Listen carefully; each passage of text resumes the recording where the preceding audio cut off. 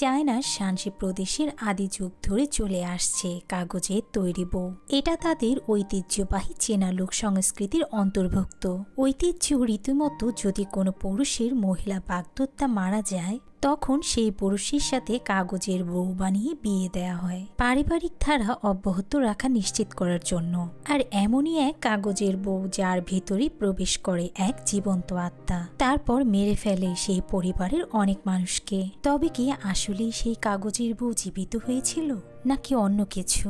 রহস্যের চাদরে ঢাকা পুরো মুভিটি পেপার ব্রাইট অসাধারণ এক চায়না হরর মুভি। তো চলুন শুরু করা যাক। মুভির শুরুতে দেখানো হয় নিঃশব্দ চারদিক। এমনই সময় বকুয়াই নামের ছেলেটি ঘুমের মধ্যে তার নাম ধরে ডাকার সাউন্ড শুনে ঘুম থেকে জেগে যায়। বাহিরে বেরিয়ে কাউকে না দেখে খুঁজতে থাকে। পিছন ফিরে দেখে তার মৃত ভাই বোমিং খেলনা ঘোড়ায় বসে আছে। হঠাৎ বোমিং সেখান থেকে গায়েব হয়ে যায়। সামনের রুমের লাইটগুলো সব একাই জ্বলে ওঠে। বকুয়াই সাউন্ড শুনে ভিতরে চলে আসে আর হঠাৎ কাগজের ভূত দেখে ভয় পেয়ে যায়। এর পরের দৃশ্য, বকুয়াইয়ের পুরো শরীরে মন্ত্রলেখা দেখে তার দাদি আর তাদের পুরোহিত সামান ভয় পেয়ে যায়। দাদি বলে বকুয়াইকে এখান থেকে অন্য জায়গায় পাঠানোর ব্যবস্থা করো যত তাড়াতাড়ি সম্ভব, নয়তো তার ক্ষতি হয়ে যাবে। আমাদের পরিবারের এখন একমাত্র সন্তান বকুয়াই। সামান বলে আপনাকে আত্মা শান্তির সমাধি করতে হবে।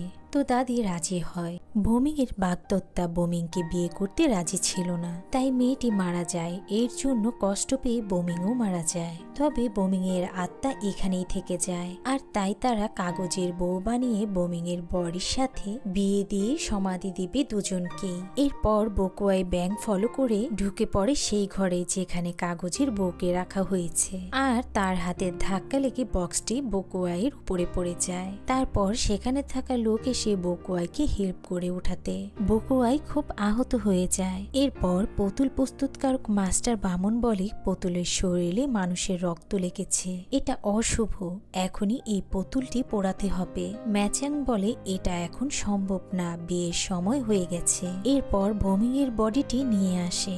সেখানে কাগজের বউটিও ছিল। ঝাং ছিল তাদের পুরনো পারিবারিক রক্ষাকারী। ঝাং মন্ত্র পড়ে আর ম্যাচাং ও মাস্টার বামন সুতোর সাহায্যে পুতুলটিকে মুভমেন্ট করায়। কিছুক্ষণ পর সুতো ছিঁড়ে যায় আর কাগজের পুতুল একাই চলা শুরু করে। সবাই ভয় পেয়ে দৌড়তে থাকে।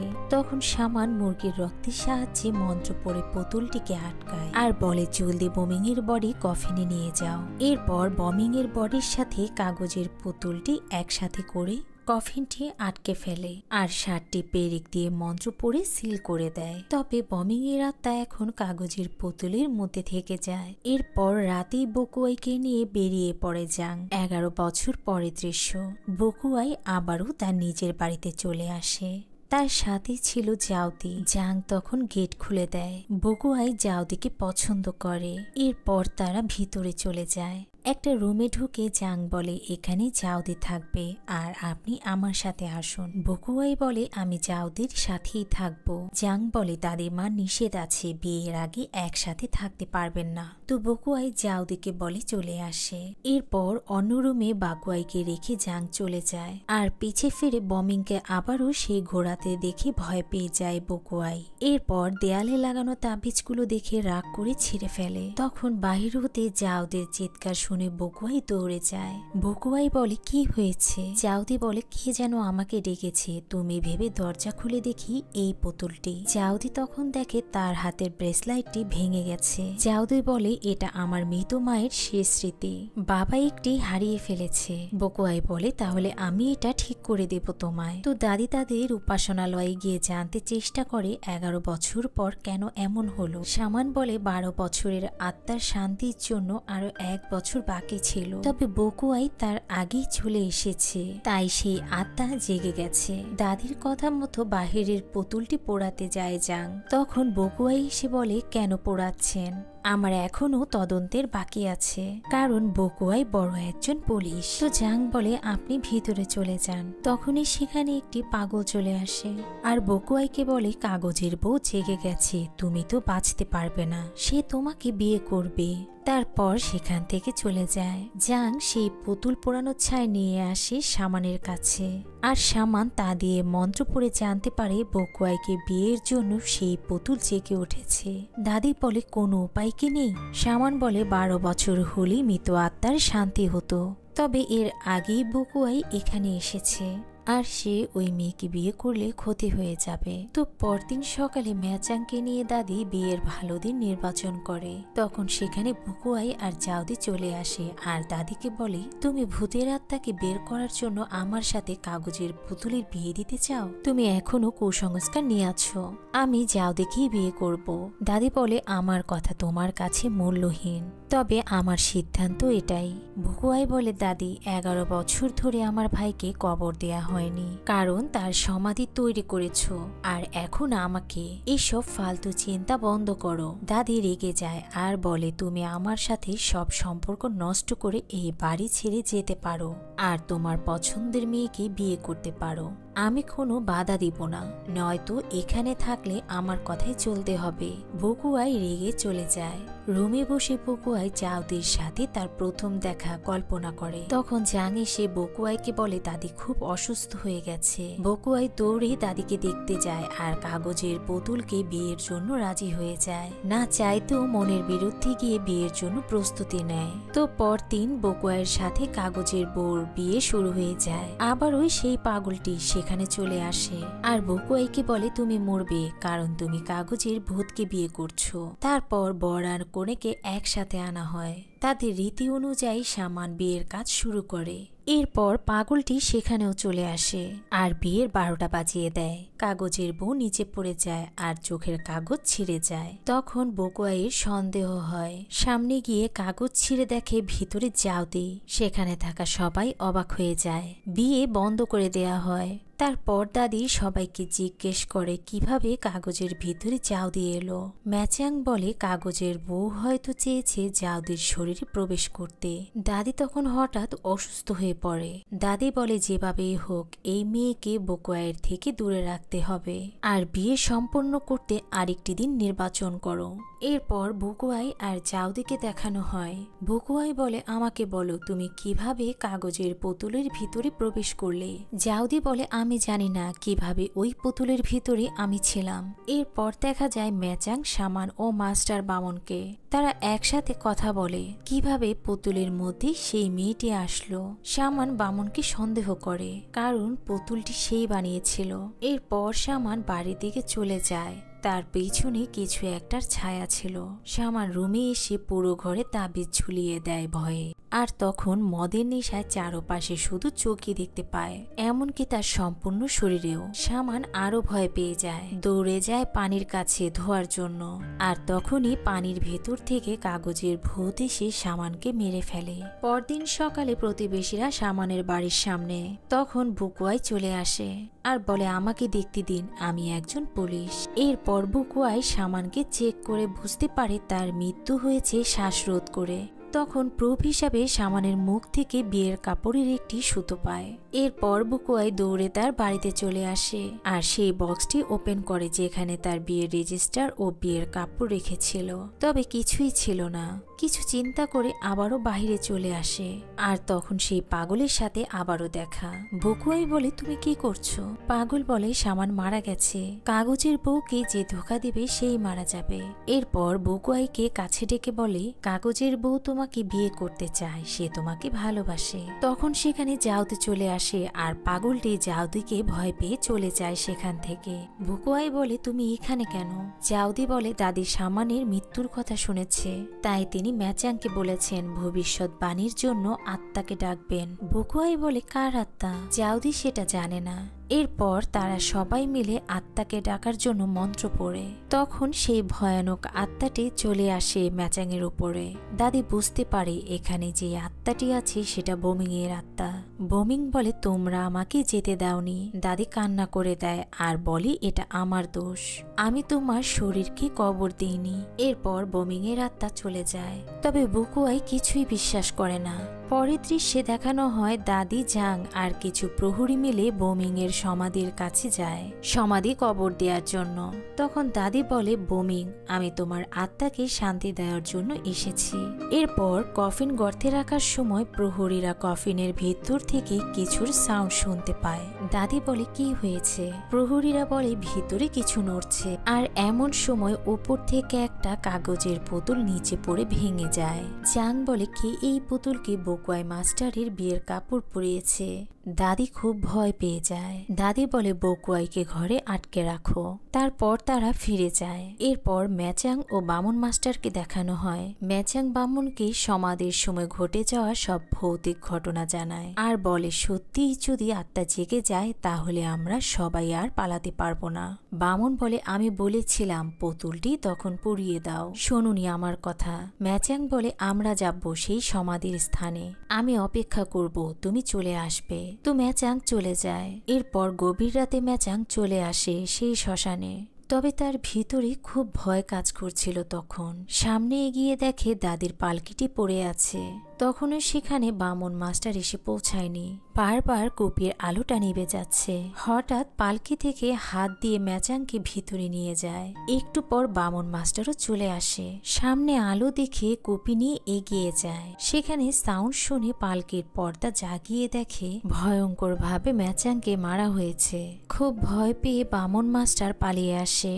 এর পরের দৃশ্য, এলাকার কিছু লোক চলে আসে বকুয়াইয়ের বাড়িতে আর বকুয়াইকে ডাকে। জাং বলে, কি হয়েছে? লোকগুলো বলে, আপনাদের পারিবারিক কবরস্থানে ম্যাচাংকে কেউ মেরে ফেলেছে, তাই বকুয়াইকে রিপোর্ট করতে এসেছি। বকুয়াইকে রুমে আটকে রেখেছিল। তখন লোকগুলো ভিতরে ঢুকে পড়ে আর বকুয়াইয়ের দরজা খুলে দেয়। লোকদের সাথে বকুয়াই বেরিয়ে আসে বামন মাস্টারের কাছে আর জানতে চায় কি হয়েছে। বামন তখন সে রাতের ভয়ানক কথা সবাইকে জানায়। বকুয়াই আর গ্রামের সবাই মিলে বামন মাস্টারকে নিয়ে সেই কবরস্থানে যায় আর বামন মাস্টারের কথা মতো পালকির পর্দা উঠিয়ে দেখে ম্যাচাং সেখানেই মরে আছে। বকুয়াই তখন ম্যাচাংয়ের চোখের নিচ থেকে কিছুটা কালি নিয়ে চেক করে আর বলে, এটা কাঠ পোড়ানো ছাই। তারপর বামনকে বলে, এত রাতে তোমরা এখানে কেন ছিলে? বামন বলে, প্রহরীরা বলেছে কফিনে কিছু লড়ছিল, হয়তোবা কাগজের বউ জেগে উঠেছে। আর সত্যিই যদি কাগজের বউ তার প্রাণ ফিরে পায় তাহলে গ্রামের কেউই রেহাই পাবে না। ভেবেছিলাম কাগজের বউর হাত থেকে সবাইকে বাঁচাতে পারবো, আর তাই এখানে আসা। গ্রামের লোকেরা বলে, এটা যদি সত্যিই হয় তাহলে কি হবে? বকুয়াই বলে, কাগজের বউ বলে পৃথিবীতে কিছুই নেই, চলো আমরা ফিরে যাই। লোকগুলো তখন বলে, আপনি যেহেতু এখানে আছেন আমরা সবাই মিলে কফিন খুলে চেক করব। বকুয়াই তাদের কথায় রাজি হয়ে যায়। এরপর কিছু নিয়ম মেনে এত বছরের পুরনো কফিনটি খুলে ফেলে বকুয়াই। তবে ভিতরে তো সেই কাগজের বউটি ছিল না। বোমিং এর কঙ্কালের সাথে মরে আছে দাদির প্রিয় বিড়ালটি। বকুয়াই তখন দেখে কফিনের সাইডে বিড়ালের আঁচড়ের দাগ রয়েছে আর বুঝে নেয় কফিন থেকে বেরোনো সাউন্ডটি এই বিড়ালেরই ছিল। তবে বিড়ালটি এখানে আসলো কিভাবে চিন্তা করে। এমন সময় সেই পাগলটি আবারও চলে আসে কাগজের পুতুলটি নিয়ে আর বলে, এবার তোমার পালা। বকুয়াই তখনই জাউদির কথা মনে করে দৌড়ে বাড়িতে চলে যায়। তারপর জাউদিকে বলে, মায়াবী আত্মা চলে এসেছে, এখন সে তোমার ক্ষতি করতে পারে, তুমি এখান থেকে চলে যাও। জাউদি বলে, আমি এখানে থেকে তোমার কাছে সাহায্য করতে চাই, আমি যাব না প্লিজ। বকুয়াই তখন জাউদিকে জড়িয়ে ধরে আর অন্যদিকে বামন মাস্টার প্যাকিং করছে এখান থেকে পালিয়ে যাওয়ার জন্য। তখন বকুয়াই আর জাউদি এসে পড়ে আর বামনকে বলে, সব জায়গার রাস্তা বন্ধ, তুমি কোথাও যেতে পারবে না, আমাকে সত্যটা বলো, 11 বছর আগে কি হয়েছিল? বামন বলে, আপনার মনে নেই কাগজের বউয়ের উপরে আপনার রক্ত লাগাতে সে প্রাণ ফিরে পেয়েছে, আর এগুলো সব আপনার জন্যই হচ্ছে। বকুয়াই বলে কাগজের বউ বানানো থেকে শুরু করে আমি সবটাই জানতে চাই। বামন বলে আমি শুধু পুতুল বানাই আর কিছুই জানি না। বকুয়াই বলে কে জানে। বামন বলে এগুলো ম্যাচাং জানতো। ওই সময় আমাকে শুধু একটা মেয়ের নাম দিয়েছিল আর বলেছে এই নামের কাগজের বউ বানাতে, যার সাথে বোমিংয়ের বিয়ে দেয়া হবে। আমি আর কিছুই জানি না। বকুয়াই বলে কি নাম বলো আমাকে। বামন বলে আমার এখন মনে নেই, তবে আপনাদের পারিবারিক রেজিস্টার বক্সে চেক করে দেখেন। তারপর বকুয়াই চলে যায়। বক্সটি বের করে ভালো করে চেক করে, তবে সেখানে কোনো প্রবি ছিল না। বকুয়াই জাংকে জিজ্ঞেস করে। জাং বলে আমি এর কিছুই জানি না। এরপর রাতে বকুয়াই বামনকে পাহারা দেওয়ার জন্য বাড়ির সামনে বসে থাকে। তখন জাউদি এসে বকুয়াইকে চা দিয়ে যায়। বকুয়াই বলে একমাত্র বামনে বলতে পারবে কাগজের ভূত আর কাগজের বউয়ের আসল সত্যতা। তখন জাউদি চলে যায়। চা খাওয়ার পরই বকুয়াই ঘুমিয়ে পড়ে আর কল্পনায় আবারও বোমিংকে দেখে। পিছে ফিরে কাগজের বউকে দেখে চমকে জেগে ওঠে। তারপর দেখে রুমের দরজা খোলা আর ভিতরে বামন মাস্টার ছিল না। বকুয়াই তখনই বেরিয়ে পড়ে বামনকে খুঁজতে। অনেক জায়গায় বামনকে খোঁজা হয়। এরপর বকুয়াই চলে আসে এক পুতুল বানানো বাড়িতে। সেখানে অনেক পুতুল বানিয়ে বেঁধে রেখেছে আর হঠাৎ উপরে চোখ জিতিয়ে দেখে বামন মাস্টারকে মেরে পুতুলের সাথে ঝুলিয়ে রেখেছে। তবে তার মুখে লাগানো ছিল ম্যারেজ সার্টিফিকেট, সেখানে নাম ছিল শ্যাংইং। এরপর বকুয়াই বাড়িতে চলে আসে। কোনোভাবেই খুনের রহস্য খুঁজে পায় না। তখন দেখে পাশের দেয়ালে সেই রহস্যময় নামটি লেখা শ্যাংইং। বকুয়াই চিন্তা করে কোথায় এই নামটি দেখেছি। আর তখনই বকুয়াইয়ের মনে পড়ে এই নামটি পাগলের শরীরে লেখা ছিল। হয়তো এই খুনের সাথে পাগলটির হাত আছে। তাই দেরি না করে তখনই বেরিয়ে যায় পাগলটিকে খুঁজতে। এরপর পাগলের পিছু করে চলে আসে সেই শ্মশানে। পাগলটি আগে থেকেই ফাঁদ পেতে রেখেছিল বকুয়াইয়ের জন্য। এরপর বকুয়াই পড়ে যায় একটা কফিনের ভিতরে। তারপর পাগলটি কফিনের ঢাকনা আটকিয়ে দেয় আর পাগলটি খুব কান্না করে। তখন তার জীবনে ঘটে যাওয়া ঘটনা বলে। আসলে পাগলটি ছিল একজন মঞ্চকার। 11 বছর আগে মঞ্চকার এই গ্রামে আসে যাত্রার জন্য।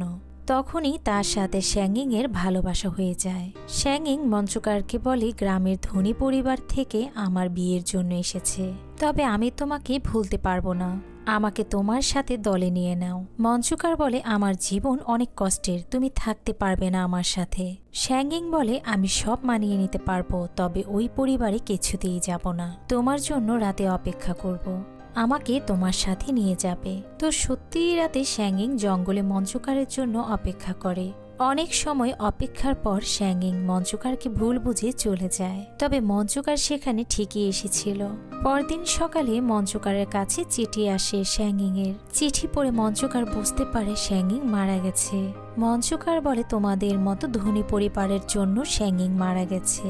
তখন সেখানে জাউদি চলে আসে আর কফিনের ঢাকনা খুলে বকুয়াইকে বের করে। বকুয়াই মঞ্চকারকে ধরে বলে আমি কি তাকে আত্মহত্যা করতে বলেছি? এতগুলো মানুষ কেন মারলে তুমি? আর কাগজের বউর সাথে শ্যাংইং এর কি সম্পর্ক? মঞ্চকার বলে এটা আপনার পরিবারের দোষ ছিল, যারা জড়িত ছিল সবাই মারা যাবে। শ্যাংইং এ তারা মেরে ফেলেছে। বকুয়াই বলে এটা মিথ্যা, দাদি এমন কাজ করতেই পারে না। পরদিন বকুয়াই মঞ্চকারকে গ্রামের লোকের হাতে তুলে দেয়। তারা তাকে থানায় নিয়ে যায়। তারপর বকুয়াই বাড়ি চলে আসে আর দেখে দাদি মারা গেছে। বকুয়াই খুব কান্না করে আর বলে আমি বলেছিলাম কাগজের ভূত বলে কিছুই নেই, এ সব কিছু করেছে মঞ্চকর। তখন দাদির হাতে শ্যাংইং এর একটা চিঠি পায়। রহস্য বের করার জন্য রাতেই চলে যায় শ্যাংইং এর বাড়িতে আর সেখানে পেয়ে যায় কাগজের বউয়ের সব রূপ। বকুয়াই বুঝতে পারে কাগজের ভূত হয়তো মঞ্চকর সেজে মানুষকে মেরেছে। তখন বকুয়াইয়ের চোখে পড়ে বিয়ের জামাতে বিড়ালের আঁচড়ের দাগ। কিছু সন্দেহ করে বাহিরে চলে আসে আর দেখে সেখানে শ্যাংইং এর কবর। বকুয়াই বলে শ্যাংইং মানে কাগজের বউর সমাধি তো বোমিং এর সাথে হওয়ার কথা, তবে এখানে কেন? বকুয়াই সন্দেহ করে শ্যাংইং এর কবরটি খুঁড়ে ফেলে আর দেখে শ্যাংইং এর কঙ্কালের হাতে সেই একই ব্রেসলাইট। তখন বকুয়াই বুঝতে পারে এই কাগজের ভূত আসলে জাউদি। সেই ভূত সেজে সবাইকে মেরেছে, তবে কেন? এরপর সেখানে জাউদি চলে আসে। তখন বকুয়াই জাউদির হাতের কাপড় সরিয়ে দেখে বিড়ালের আঁচড়। বকুয়াই বলে, কেন মেরেছো সবাইকে? জাউদি বলে, কি বলছো? তখন বকুয়াই ব্রেসলাইটটি বের করে দেখায় আর বলে, তুমি না বলেছো এর একটা তোমার বাবা হারিয়ে ফেলেছে? তুমি তাহলে কাগজের বইয়ের শব্দ বেশি এসে এদেরকে মেরেছো, আর আমি খুনিকে মাছির মতো খুঁজেছি। জাউদি বলে, শ্যাঙিং আমার বোন, তোমার পরিবারের জন্য শ্যাঙিং আর মঞ্চকার আলাদা হয়েছে। খুব কষ্ট দিয়ে আমার বাবা আর বোনকে মেরেছে ওরা, আমাকেও মেরে ফেলার চেষ্টা করেছে, তবে আমি বেঁচে যাই আর আমাকে মঞ্চকারের কাছে রেখে আসা হয়। এরপর আবারও তারা কাগজের বউকে সমাধি থেকে ওঠায় তোমার সাথে বিয়ে দেওয়ার জন্য, আর আমি সেখানে ঢুকে পড়ি। আমি তো সবকিছুই ভুলে গিয়েছিলাম, তবে তারা তোমাকে আর আমাকেও আলাদা করতে চেয়েছে, তাই আমি এক এক করে সবাইকে খুন করেছি। দাদিকে মারতে যাওয়ার সময় দেখি দাদি তার ভুলের জন্য অনুতপ্ত হয়ে ক্ষমা চায়, আর সে তোমার ভাইয়ের সাথে আমার বোনেরও পূজা করছে, তাই তাকে আর মারতে পারিনি। বকুয়াই বলে, কেন আমাকে বলনি? একাই এত কষ্ট কিভাবে সহ্য করেছ? জাউদি বলে, আমি তোমাকে কষ্ট দিতে চাইনি, তোমার পরিবারের জন্যই আমার পরিবার শেষ হয়ে গেছে, তবে এই কষ্টের মাঝেও আমি তোমার কাছে আলোর শক্তি পেয়েছি, আমাকে তুমি বন্দী করো। বকুয়াই বলে, মঞ্চকার স্বীকার করেছে সেই সব খুন করেছে। জাউদি বলে, সে আমাকে বাঁচাতে চেয়েছে। বকুয়াই বলে, আমি তোমাকে ভালোবাসি। জাউদি বলে, আমাকে ক্ষমা করে দাও। তারপর তারা দুজনেই তাদের স্বপ্ন নিয়ে কল্পনা করে। জাউদি তখন বকুয়াইয়ের কাছে ক্ষমা চেয়ে পানিতে ঝাঁপ দেয়, বকুয়াইও তখন ঝাঁপ দেয়, তবে বকুয়াই জাউদিকে না পেয়ে তার পায়ের জুতাটি নিয়ে কাঁদতে থাকে। এর পরের দৃশ্যে দেখানো হয় বকুয়াই তাদের বাড়িটি স্কুলের জন্য দান করে দেয়, আর বাকি জীবন সেই স্কুলের শিক্ষকতা করেই পার করে।